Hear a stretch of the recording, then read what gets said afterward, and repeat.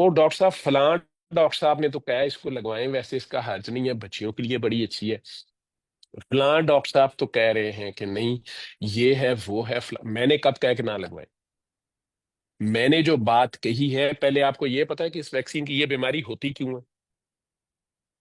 یہ جراثیم یا یہ بیماری جو ہے، یہ جراثیم سیکس سے ٹرانسفر ہوتا ہے، سکن سے سکن لگنے سے ٹرانسفر ہوتا ہے۔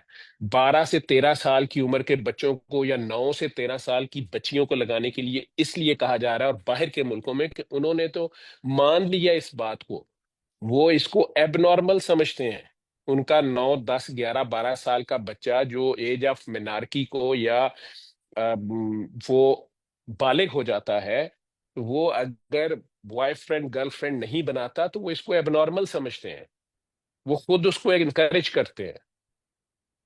تم اپنے لیے لائف پارٹنر ڈھونڈو، چوز کرو، بیڈ تک جاؤ اور دیکھو تم کس سے سیٹسفائی ہوتے ہو۔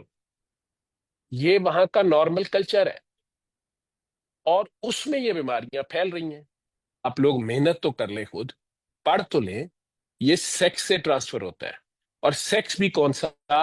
ملٹیپل پارٹنرز، ایک سے زیادہ جتنے لوگوں کے ساتھ سیکس کرتی ہیں جو لڑکیاں، ان میں یہ کینسر زیادہ ہوتا ہے۔ یہ میڈیکل پروون چیزیں ہیں، اور صرف سروائکل کینسر نہیں ہے، مردوں میں بھی کینسر ہے، منہ کا، گلے کا۔ یہ جراثیم منہ اور گلے میں کیسے پہنچتا ہے؟ جو حرام کام ہے جب آپ وہ کرتے ہیں، جہاں نبی کریم صلی اللہ علیہ وسلم نے دایاں ہاتھ لگانے کی اجازت نہیں دی، وہاں آپ عورت کو یا مرد کو ایک دوسرے کو کیسے مجبور کر سکتے ہیں کہ وہاں منہ یا زبان لگاؤ؟ یہ وہاں سے جراثیم وہاں جاتے ہیں۔ اب سمجھ آ رہی ہے؟ تو وہ بچے بچیاں جو ان ملکوں میں 12 13 9 10 11 12 سال کی عمر میں، وہاں گولیاں اور کونڈومز بھی فری اویلیبل ہے، کتنے سیف سیکس کریں، ارلی پریگنینسی نہیں ہونی چاہیے۔ ہاں؟ اس وقت جو مرد، گندے مرد، جو لوط علیہ السلام کی بدبخت قوم جو تھی، قوم سدوم جو تھی، اس کے فعل کو اپناتے ہیں، ان میں یہ جراثیم بہت زیادہ ہے اور کینسر بہت زیادہ ہے۔ اغلام اچھی اردو میں سے بولتے ہیں، لواطت کا لفظ میں نہیں بولتا، حضرت لوط علیہ السلام سے اسے جوڑ دیتے ہیں۔ لوط علیہ السلام تو بڑا نیک انسان ہے اللہ کا، جو اس کام سے منع کر رہا تھا۔